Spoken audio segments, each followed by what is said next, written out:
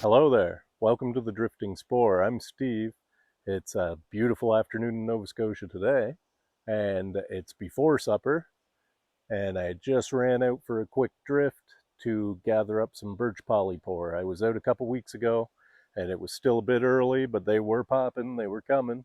So I figured now it's been about 2 weeks, time to get back out in the woods real quick, just a quick before supper drift, see if I can fill a couple satchels, fill a bag, whatever, get the dehydrated full anyway, and get my supply stocked up for the winter.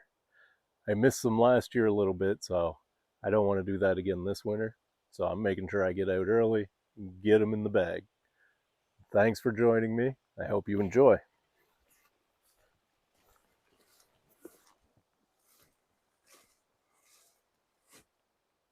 Okay, so I see a couple here. Couple Birch Polypores, that is, and in the general area.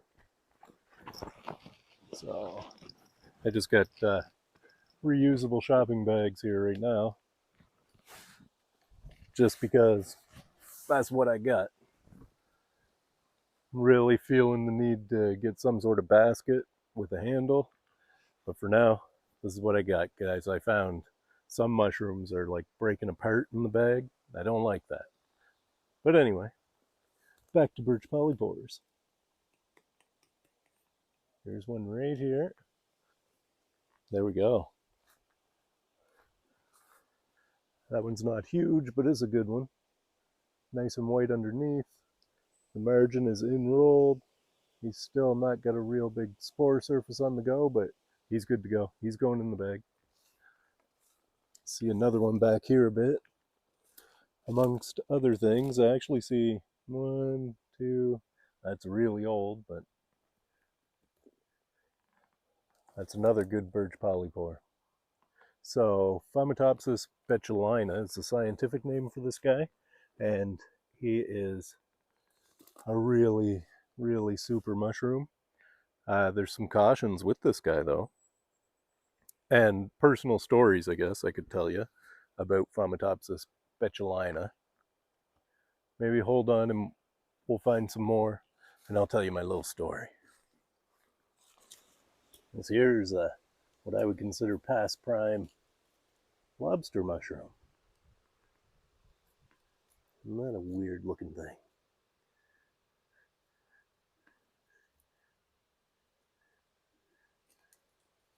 Not too long ago, he still would have been good. He's no good now. A lobster mushroom. All right. There's another good looking one. Good size on that one. Very nice. So, funny story about the Birch Polypore and my experience with it. The Birch Polypore is pretty much outside of chaga. This was the second mushroom I ever learned to identify. And so this was about 3 or 4 years ago. I harvested it, and I only did some surface research on what you should do with it. So I sliced it up. I put a bunch of it in the freezer, and I started using it in tea, making a tea out of it. Just bringing a couple cups of water to a boil, throwing in the mushroom, turning it down on simmer for 20 minutes, and I would drink that tea. And that's how I got started in all this. So one time, after a couple months of doing that, I did the exact same thing I always did and boiled off the mushroom, and I drank it, and I had a really poor reaction to it.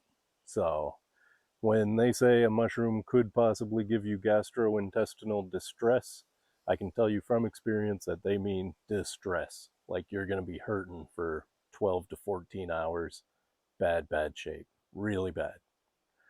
So that was fine. I did that to myself actually with Birch Polypore twice before I figured out that the problem was, for me anyway, I was using fresh mushrooms and not dried or cooked or anything like that. So I started dehydrating all my mushrooms that I find and use in my tea and tincture. I don't use fresh mushrooms in my tea anymore at all.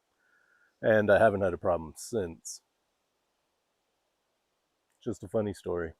gastrointestinal distress is real and it sucks. You don't want to do that to yourself. So always be super careful when you're dealing with wild mushrooms, what you're picking, know what you're looking at, realize you could be totally wrong, right? Be patient, don't rush anything.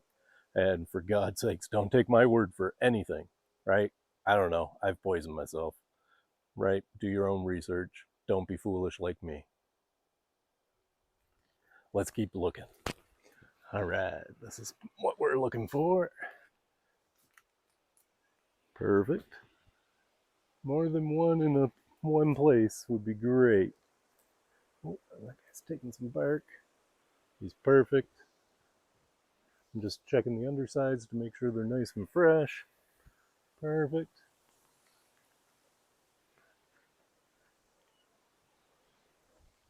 That guy's a good one. Perfect.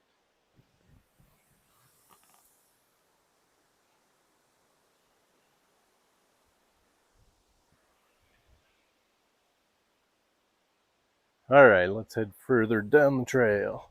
See what we can see. Okay, here's a couple here.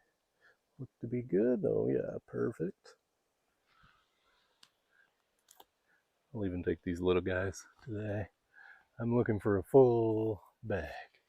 I see some more over here. Oh, perfect. This is going to be the spot, I would say, that I get my fill.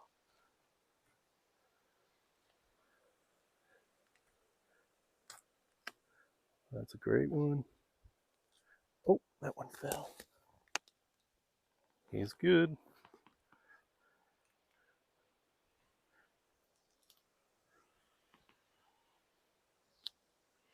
Perfect. Looking good. And I see more.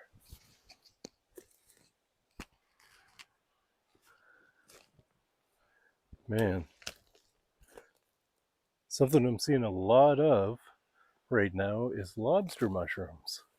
Most of them are beyond prime, but I'm seeing quite a few in around birch trees. And I'm not sure that I know of an association between birch trees and these. Oh, here's a nice one.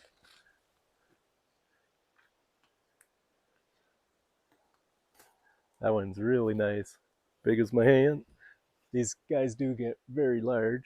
That's the only good one on that whole tree. Let's look back here at this one.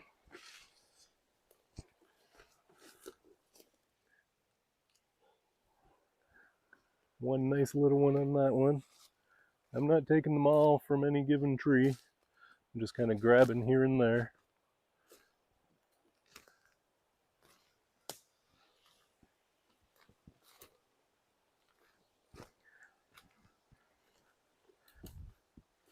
There's a good one. He's a nice one. That's a good one. Another one here. Okay, okay. I've got a good few now. I would say I've got more than one dehydrator full. So, sorry, I might be off camera there now, but I see two more.